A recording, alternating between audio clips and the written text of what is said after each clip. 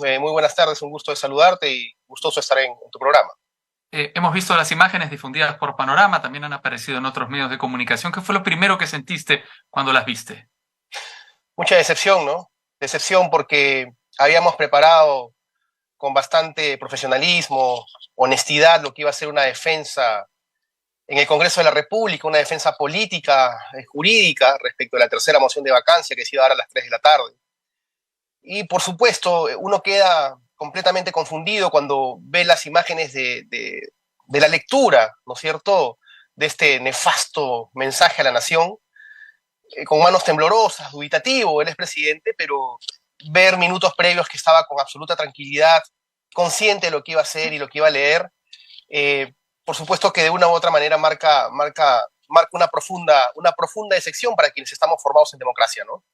Tú fuiste el primero que condenó el golpe de Estado, lo hiciste públicamente en tweet, y ahora estás, digamos, dando declaraciones tajantes frente a la situación que se vivió, digamos, el día del golpe de Estado. Lo has venido haciendo en los últimos meses desde que Pedro Castillo abandonó la presidencia. Hay un sector de la izquierda que sigue defendiendo a Pedro Castillo a pesar del cúmulo de evidencias. ¿Qué te parece esa terquedad en defender a Pedro Castillo a pesar de todo lo que se sabe y de todo lo que se ha visto? Uno puede tener, Raúl, ideas, posturas políticas, ¿no es cierto?, y visiones sobre el país, y lo que uno siempre tiene que hacer es mirar al país. Los políticos somos y siempre vamos a ser elementos para conducir un país en virtud a lo que queremos, pero siempre la lealtad tiene que estar para con el país. Yo creo que el expresidente se equivocó y eso hay que saber asumirlo, ¿no es cierto?, y hay que saber asimilarlo y ver pues que irrumpió el orden democrático, ya sea por 2 horas, pero lo irrumpió, y ese es algo que de una u otra manera él tiene que asumir la responsabilidad y la está asumiendo, está donde está por leer ese mensaje, y creo yo que más allá de algunos sectores de las protestas que pretendan reivindicar la situación del expresidente, lo que se tiene que pensar es en el país. Y saber, por supuesto, que él se equivocó, y cuando uno se equivoca, o cuando uno se equivoca fragmentando la legalidad, rompiendo la ley, pues tiene que asumir responsabilidades. Y es lo que corresponde en un Estado democrático. Otra cosa que parece concluirse de los videos que hemos visto es que el presidente de alguna manera estaba aislado, copado por ese grupo de personas que ahora están acusadas constitucionalmente, a las que se suma Aníbal Torres, que lo envuelven y participan directamente de este golpe. ¿Eso era algo que ya venías registrando? Es decir, esta predilección de Castillo por este sector de su gabinete ministerial y de asesores. Raúl, mira, quienes conocemos de política y hemos estudiado la política y somos formados en política, sabemos que el poder tiene círculos de poder, ¿no es cierto? Sí. Hay diversos círculos que están en un ambiente de poder. Yo seguramente pertenecía a uno de ellos, que era un círculo que le hablaba de democracia, del consenso, de no agotar el diálogo con el Congreso, de que si el Congreso quería seguir portándose mal en el sistema democrático, ya la OEA se había pronunciado, que esperemos a los comisionados de la OEA en el sentido de hacernos sentar y dialogar, que pase la vacancia con tranquilidad, que tenga optimismo, que no iba a tener esos votos en la vacancia. Y por supuesto era un círculo, digamos, donde estaba el exministro Landa, ¿no es cierto? Estaba el mismo Felichero, Roberto Sánchez también participaba de esas reuniones, pero nosotros no participamos durante ya aproximadamente un mes en reuniones con quienes estuvieron, digamos, el día de la lectura del mensaje. Es más, en algún momento a mí se me llama la atención, digámoslo así, en una reunión de ministros, y me dicen ya que mi voz pidiendo diálogo y consenso era una voz ya que se tornaba débil y que hacía fuerte al Congreso, que esa palabrería de una u otra manera debilitaba la posición del gobierno y que ya basta el tema de diálogo y de acercamiento, que ellos no entienden y no van a entender. Entonces, en un momento el presidente escuchaba a determinados ministros, en otro escuchaba voces seguramente de la calle, en otro escuchaba otros grupos seguramente de congresistas, y en otro escuchaba seguramente a Bexy Chávez. Entonces, él toma una decisión y una determinación absolutamente inconsulta, ¿no es cierto? Testigo de ello y del trabajo que se hizo para poder defender políticamente al gobierno en esta moción de vacancia. Está el constitucionalista Palomino Manchego, está el mismo Benji Espinosa, con quien compartimos muchísimas reuniones y largas reuniones para ver cómo íbamos a afrontar este pedido de vacancia. Por lo tanto, lo que dices es cierto, Raúl. O sea, en el momento que él lee el mensaje, se ve que él, siendo el presidente de la República, no tiene control ni del escenario ni de la lectura del documento. ¿A qué me refiero con eso? A que él tiene que pedir permiso y autorización para ver quién podría conocer lo que va a leer, para ver quién puede entrar o no al escenario, y ese, por supuesto, es una, digamos, autorización, entre comillas, que él pide o que él solicita, ¿no es cierto? Es algo que, de una u otra manera, pues, marca una pauta de que sí han habido, digamos, actores que no solamente sabían del contenido, sino que controlaban el espacio de lo que se iba a leer. ¿Quién fue el ministro que te dijo que el diálogo era para los cobardes? No necesariamente que el diálogo era para los cobardes, bueno, sino para que, los débiles. Sino que debilitaba, digamos, en algún momento determinado me lo dijo Aníbal Torres, ¿no? Me lo dijo ya mucha palabrería, ¿no es cierto? Se me cuestionó también que salir en medios de comunicación que eran opositores al gobierno, de una u otra manera, era darle carne a esos medios que querían, digamos, golpear al gobierno. Y lo que yo dije es, al contrario, si son escenarios hostiles, hay que estar ahí para dar una versión. O sea, si vamos a hacer un gobierno que va a ir callado y que la población solamente va a consumir los golpes que le dan al gobierno, estamos equivocados. Tenemos que poner una posición, poner una versión en virtud a lo que considera el gobierno es su verdad en diversas materias, ¿ah? Porque habían temas de gobierno, como la compra de la URIA, ¿no? Más allá de los problemas que se le presentaban al gobierno. La sensación que va quedando también de estos videos y de lo que se va conociendo de esa tarde es que hay una suerte de retroalimentación iracunda entre Aníbal Torres y Betsy Chávez. Betsy Chávez, recordemos, llega presidente del Consejo de Ministros con 33 años, era una premier de combate, de lucha, de confrontación. Mi pregunta sería, ¿qué tan decisiva fue ella, que ha dicho que no tenía nada que ver en este asunto, en el desmoronamiento del gobierno de Pedro Castillo? Yo no sé qué le habrán ofrecido, Raúl, no sé de qué lo podrían haber convencido, y lo digo incondicional, porque no tengo pruebas, digamos, directas y certezas sobre ello, pero lo que sí es cierto es que, y te hablaba de los círculos de poder, sí. A mí el presidente me ofrece en junio asumir el premierato, ¿no? Me ofrece en junio asumir el premierato y entre idas y vaivenes no hay cambio en el premierato. Yo le dije, presidente, lo que usted decida, yo no estoy pidiendo absolutamente nada, pero eso sí, le vuelvo a pedir lo que siempre le he pedido como ministro, que es trabajar con absoluta autonomía y respetando el fuero donde yo estoy y que no haya ningún tipo de interferencia, porque ya mire los problemas que han habido los primeros 6 meses de su gobierno, ¿no es cierto? Entonces yo acá entro con integridad y salgo con integridad. Dijo, no se preocupe, ministro, que así va a ser. Bueno, no se dieron esos cambios en junio, y en noviembre, en una reunión privada, absolutamente, digamos, no, eso fue en junio, la reunión privada que hubo, que fue un sábado por la noche. Pero en noviembre él me llama por teléfono estando en provincia y me dice, ministro, prepárese para que usted dé un paso adelante. En noviembre, el último cambio que hubo el año pasado. Y yo le digo, presidente, yo lo que usted disponga, pero le digo, o sea, mi posición siempre va a ser la de diálogo y es lo que siempre tenemos que apuntalar. Sí, yo estoy recibiendo diversos consejos, diversas versiones y usted es la carta para asumir el premierato. Pero eso revela claramente una persona que no podía tomar decisiones, una persona indecisa, una persona que iba y venía permanentemente, una persona poco eficiente en el momento de decir esto o aquello.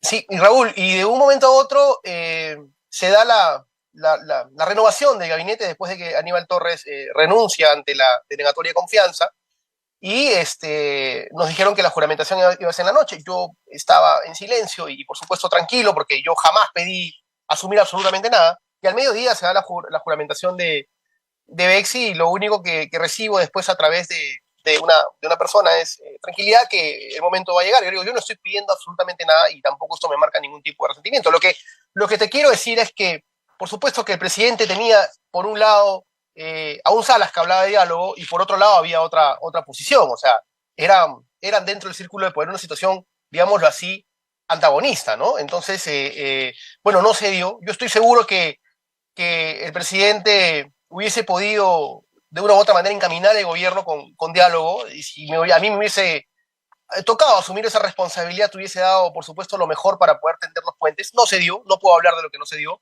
Sin embargo, la historia terminó de otra manera, ¿no? De alguna manera sí puedes hablar de lo que no se dio, que fue tu entrada a ese salón de Palacio de Gobierno en el que se grabó el discurso. ¿Se te impidió ingresar? ¿Cómo fue que se manejó eso en ese preciso instante con la llegada del equipo de TV Perú que vemos escolta a Betsy Chávez, quien los guía a través de Palacio para grabar el mensaje de golpe de Estado? Mira, yo llego a Palacio de Gobierno como llegan todos los ministros, porque habíamos sido convocados todos los ministros. No es que habían convocado a Alejandro Salas y 3 más. Habían convocado a todos los ministros y eso es de público conocimiento en un chat que es absolutamente real, verídico, ¿no es cierto? Yo todavía tengo esos textos acá en mi teléfono, en los que, y se los he mostrado al Ministerio Público, por supuesto, en los que fuimos convocados absolutamente todos los ministros. El Ministerio de Trabajo está muy cerca a Palacio de Gobierno. O sea, yo llegaba en 6 minutos con la liebre y con escolta a Palacio de Gobierno. Por lo tanto, yo recibo la llamada que me acerque a Palacio de Gobierno y se irrumpe lo que iba a ser normalmente la ida a Palacio de Gobierno, que iba a ser las 2 de la tarde. Entonces digo, ¿qué habrá pasado? Bueno, voy, ¿no es cierto? Digo, habrán algún tipo de indicaciones para las 2 de la tarde, nos están citando a todos. Y llego a Palacio Gobierno, pero la convocatoria había sido por PCM, y por PCM se ingresa por desamparados, vale decir, por otra puerta, ¿no es cierto? Claro. Y cuando yo voy a salir había mucha prensa, y la seguridad me dice, ministro, usted tiene que ingresar por acá, por Palacio Gobierno, porque esas son las indicaciones, no por PCM. Bueno, y me dicen, ya el ministro Roberto Sánchez acaba de ingresar hace un momento. Roberto Sánchez ya había ingresado. Entonces yo ingreso, toco la puerta del salón de decanes, que son los militares que te reciben, te piden el teléfono, ¿no es cierto? O si llevas algo en la mano, como una tablet, por ejemplo, para poder apuntar, también te la piden. Ingreso, me siento y pregunto yo, estaban llegando, estaba el ministro de la producción, ya había llegado, estaba llegando y había llegado también la ministra de la Mujer, y pregunto, ¿dónde está Roberto Sánchez? Pregunto por él, porque Roberto Sánchez iba a hacer defensa conjunta política conmigo en el Congreso a las 3 de la tarde. Me dicen, está en la oficina del señor Mendieta. Yo, como estaba un poquito, los 2 ministros que estaban ahí eran ministros, digamos, nuevos, recién habían sido incorporados el 25 de noviembre, decido ir a ver si había algunos cambios con los mensajes, con la defensa que se iba a dar a la oficina de don Alberto Mendieta, que le había preparado, digamos, el discurso al presidente para defenderse en el Congreso. Entonces digo, bueno, voy a ver si hay algunos cambios. Entonces pido salir y encuentro a Roberto Sánchez y al señor Mendieta en la oficina del señor Mendieta, y estaban, que conversaban de diversos temas, estaban que se reían, diversos temas ajenos a la situación, y dije, no van a haber cambios al mensaje, no, ya todo está listo para las 2 de la tarde. Roberto, le han citado, vamos ya, porque no vaya a ser que ya empiece la reunión. Hemos ido, y por supuesto yo le digo en ese momento a la decán, por favor, di que ya estoy acá, no van a pensar que no he venido, que he llegado tarde, porque al costado del despacho del presidente hay un salón, que es el Salón Grau, que es una mesa larga para poder reunirse, donde hay reuniones. Las puertas estaban cerradas, entonces dije, de pronto ya están en reunión. Y bueno, ya estaban, ¿no? Claro, pero yo pensé que era una reunión para las 2 de la tarde, ¿no es cierto? Donde podía encontrarme a Palomino Manchego, a Benji Espinosa y los demás ministros. O sea que te enteraste del golpe de Estado en la antesala, digamos, y por supuesto, entonces me dice, del despacho presidencial. Ministro, le vamos a avisar que ya usted está acá. Listo, porque así siempre ha sido, y te dicen ya pase a la reunión, ¿no es cierto? Entonces, lo que hago yo es anunciarme. No sé quién le anuncia al presidente, debe haber sido la decán que le dice, Salas ya está fuera, ¿no? Porque el presidente, digamos, el presidente no era mago, ¿no? De decir, oh, ya está, ya llegó, no, o sea, era porque yo me había anunciado y que le digan que yo ya estaba ahí. Entonces, me dicen, tomen asiento y esperen nomás. Y de pronto se acerca un edecán, después de que los mozos nos atienden, y nos dice, el presidente va a dar un mensaje a la nación. Desde ahí la primera sorpresa, porque yo no sabía que adentro habían cámaras de televisión, que había una reportera, y el edecán, un militar uniformado, es el que prende la televisión, y ya el presidente, el mensaje estaba medio iniciado, ya estaba en el comienzo, estaba.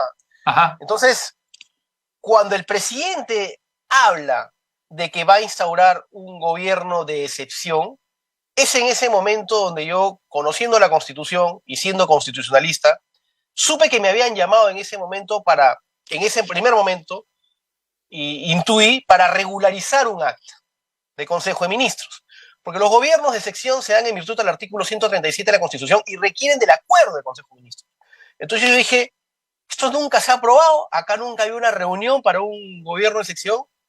Entonces, en ese momento dije, están llamando a todos para después sacar el papel y que firmemos que se estaba regularizando un gobierno de sección. Fue lo que intuí.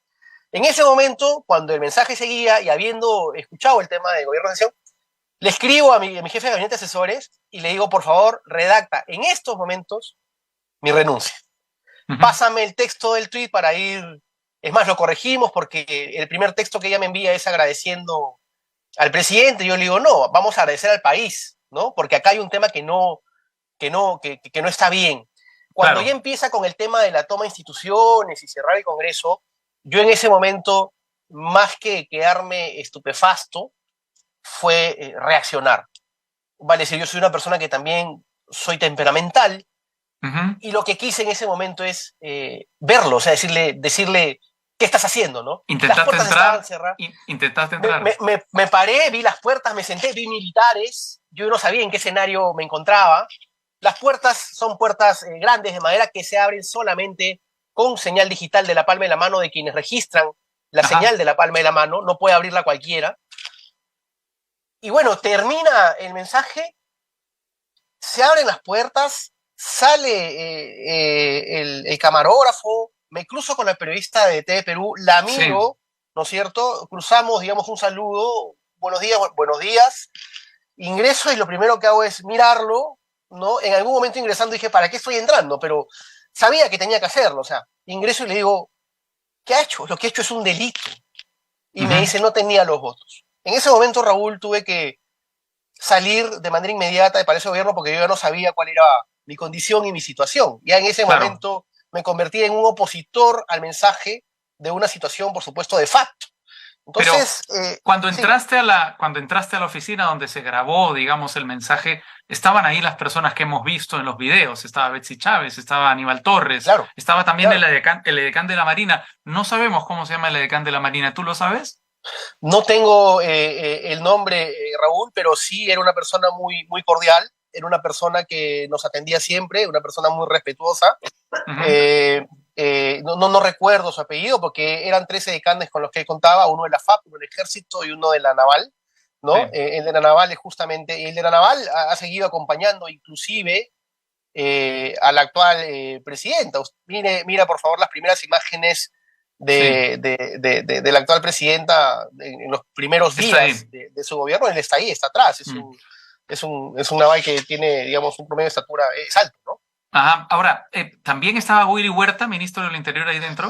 Sí, claro. Cuando yo ingreso ya el expresidente estaba parado, por donde está más o menos la bandera, algunos pasos más adelante, y estaba parado, a su costado estaba Betsy Chávez, estaba Willy Huerta, estaba el ex ministro de Defensa Boyo y estaba Aníbal Torres. Con ellos yo no crucé palabra alguna, porque yo estaba obviamente en ese momento concentrado en querer decirle lo que tenía que decirle, porque sentí no solamente que le había fallado al país, sino sentí que de una u otra manera nos estaba en ese momento metiendo en un problema absolutamente a todos. ¿Estaba Roberto Sánchez también?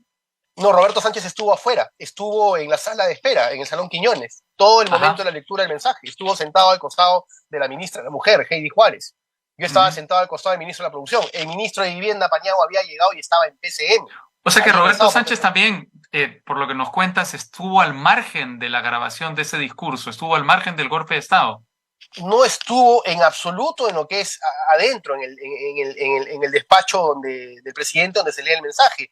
Y no es que lo diga yo, sino ahí están el camarógrafo, está la reportera. No, yo te lo pregunto porque, según la información que yo tengo, creo que es la información correcta, la Subcomisión de Acusaciones Constitucionales ha incluido en su informe acusatorio, por supuesto, a Betsy Chávez, a Willy Huerta, pero también a Roberto Sánchez. Claro, lo incluyen a Roberto Sánchez porque ese es un escenario que yo ya no vi, porque entiende que yo lo primero que hago es entrar raudamente, decir en 2 segundos lo que digo y retirarme.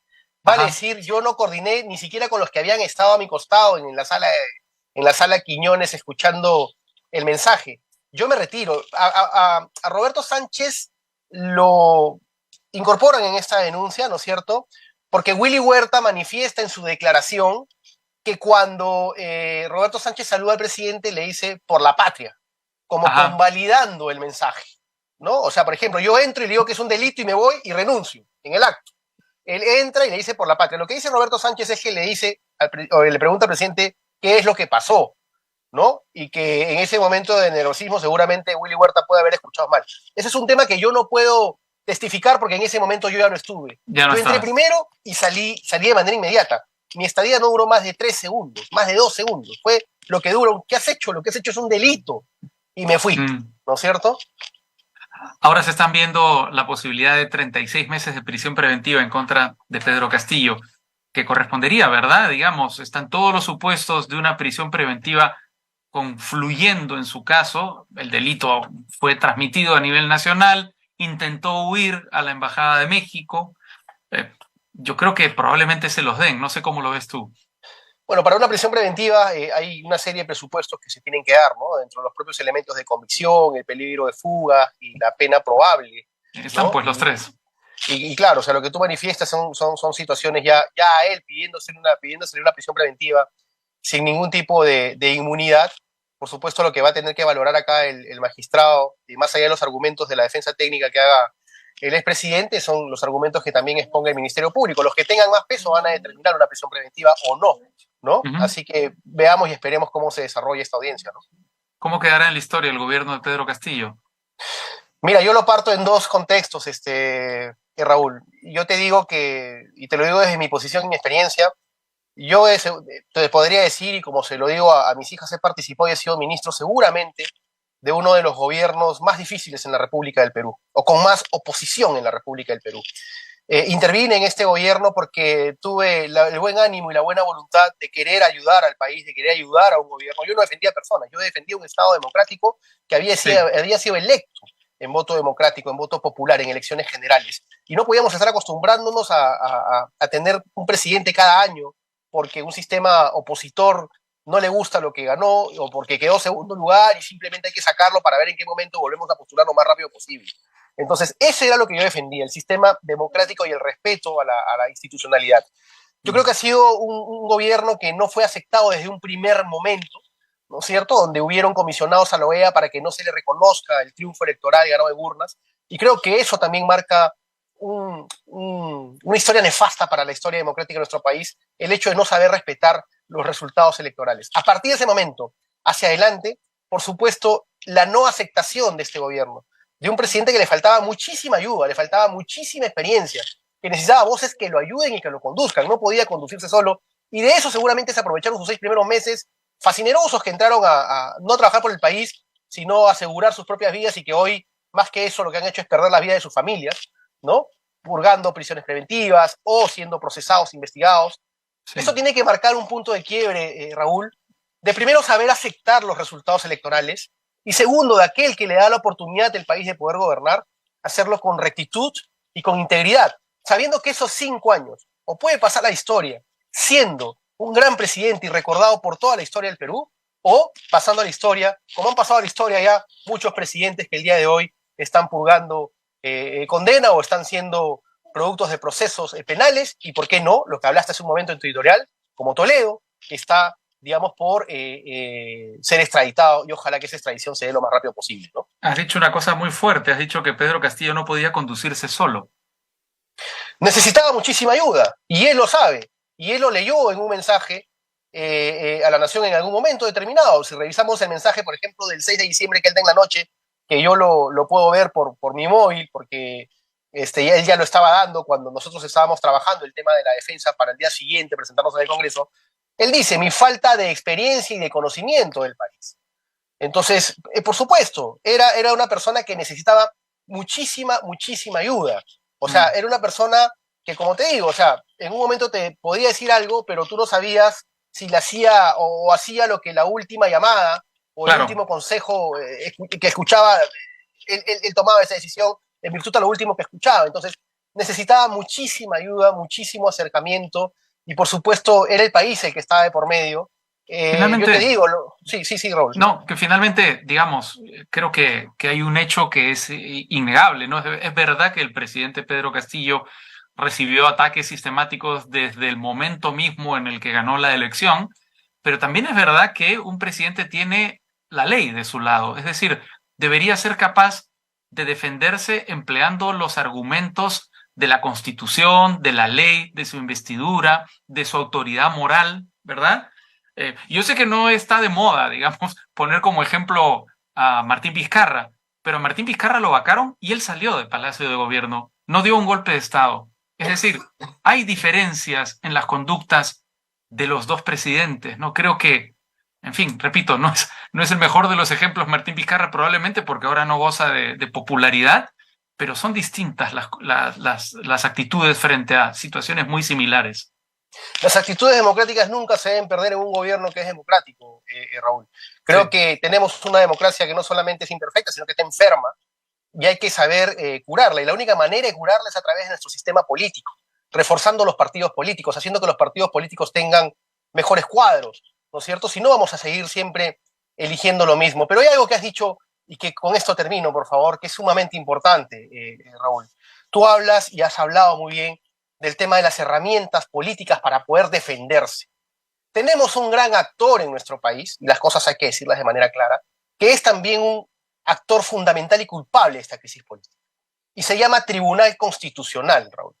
Un tribunal constitucional que ha estado actuando a espaldas de lo que requiere el país, ha estado actuando, no sé si por consignas o no, no sabría cómo decirlo, pero jamás quiso regular lo que era la figura de incapacidad moral en una vacancia presidencial. Vamos a seguir en los diversos gobiernos señalando cualquier situación como incapacidad moral, y el solo pedido de una moción de vacancia a cualquier presidente, al que sea, ya genera una crisis política. El Tribunal Constitucional ha debilitado el equilibrio de poderes, ha prácticamente eliminado lo que es la cuestión de confianza. Y si convalida la demanda competencial que ha presentado el Congreso y le dice al Poder Ejecutivo, tú tienes que presentar la cuestión de confianza como te lo dispone el Congreso, se acabó el equilibrio de poderes. Ese texto en la Constitución va a estar por demás. Y yo no lo hablo por lo que hizo el exgobierno, sino por los gobiernos democráticos que deben de venir más adelante. Se le tiene que devolver a la Constitución esa herramienta que tú acabas de mencionar muy bien, que son herramientas legales para sopesar el equilibrio de poderes. Entonces, si vas a someterte como Poder Ejecutivo a que 3 congresistas o 4 congresistas de una mesa directiva te digan tu cuestión de confianza no pasa, entonces se acabó. ¿Dónde está el debate en el Congreso de los 130 congresistas democráticos para evaluar una cuestión de confianza? Sí, pues entonces, tengo que coincidir contigo en el absoluto, digamos, ataque que está sufriendo la Constitución justamente del órgano que se supone debería encargarse de protegerla, de custodiarla, de defenderla, ¿no? No, el Tribunal Constitucional no está haciendo eso, está atentando contra la Constitución y contra algunos de los principios que rigen cualquier sistema democrático moderno, como el equilibrio de poderes que tú mencionaste, inventado por los padres fundadores de los Estados Unidos para que nadie reúna tanto poder que lo pueda convertir en un autócrata. Bueno, eso no está pasando en el Perú. Muchas gracias, Alejandro Salas, como siempre, por tu participación en el vuelo. Gracias, Raúl. Cuando gustes. Un fuerte abrazo. Hasta pronto. Abrazo también. Vamos a una pausa. Regresamos en el vuelo.